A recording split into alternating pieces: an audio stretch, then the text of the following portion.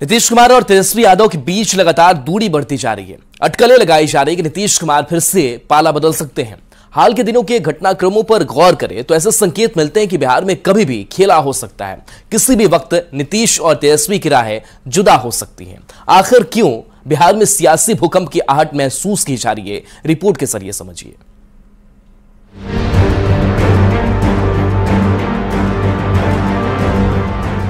सर्द मौसम में भी बिहार का सियासी पारा गर्म हो गया है।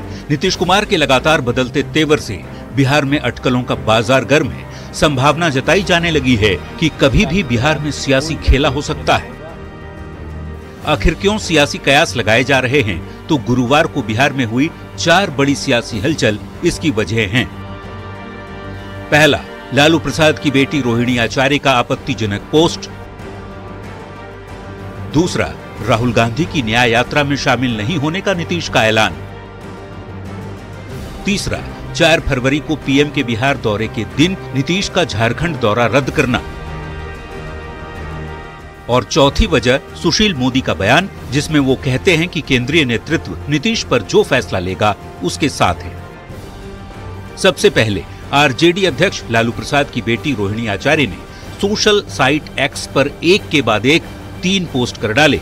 नाम लिए बगैर रोहिणी ने निशाना नीतीश कुमार पर साधा। इस ट्वीट के मायने से तो यही संकेत मिले।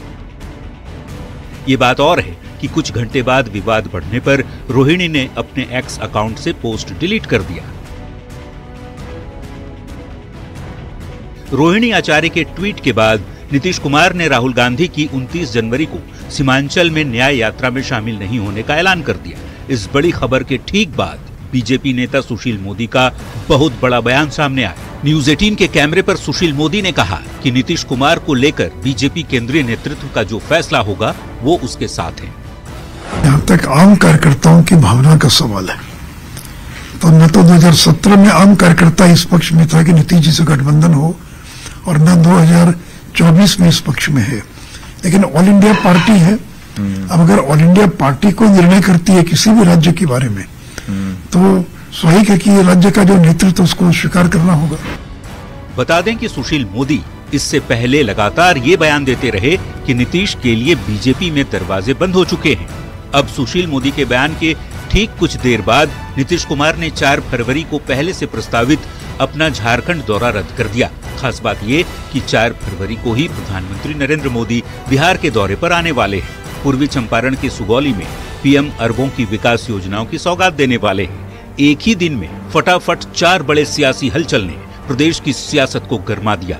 नीतीश कुमार के सबसे भरोसेमंद और बिहार के वित्त मंत्री विजय चौधरी ने राहुल की यात्रा से नीतीश की दूरी पर सफाई कुछ इस अंदाज में दी। गठबंधन में सारे दल, गठबंधन के किसी घटक दल के कार्यक्रम में सारे गठबंधन के दल चले जाएं, ये तो कोई जरूरी होता नहीं है। वैसे बिहार की गरमाई हुई सियासत को लेकर महागठबंधन के नेता संभल कर बयान दे रहे हैं, तो वहीं एनडीए के सहयोगी भी बिहार के सियासी घटनाक्रम को शुभ संकेत मानते हैं।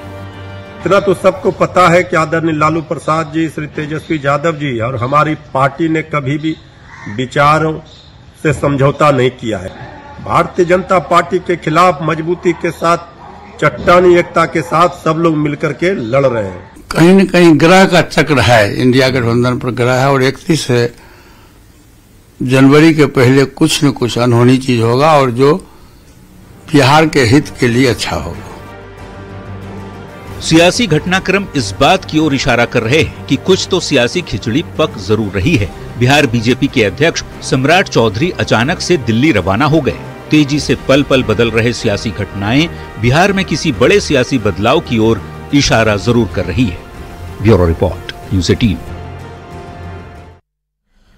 और चलिए ब्रेक का वक्त हो चला है, जल्द वापस आते हैं। 30 तारीख के बाद कोई न कोई खेला होगा। अगर ऑल इंडिया पार्टी को निर्णय करती है किसी भी राज्य का, तो वही राज्य का जो नेतृत्व उसको स्वीकार करना होता है।